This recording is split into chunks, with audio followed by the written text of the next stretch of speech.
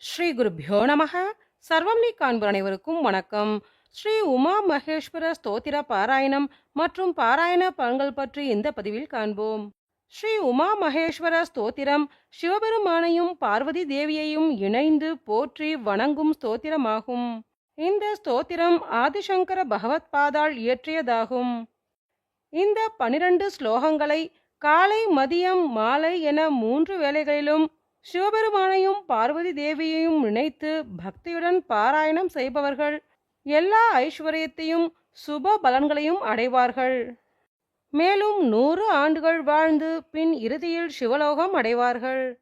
விரைவில் திருமணம் கைகூட, நல்ல வாழ்க்கை துணை அமைய, கணவன் மனைவி ஒற்றுமை ஓங்க, நீண்ட ஆயுள் பெற இந்த ஸ்தோத்திரத்தை பாராயணம் செய்வது சிறப்பு.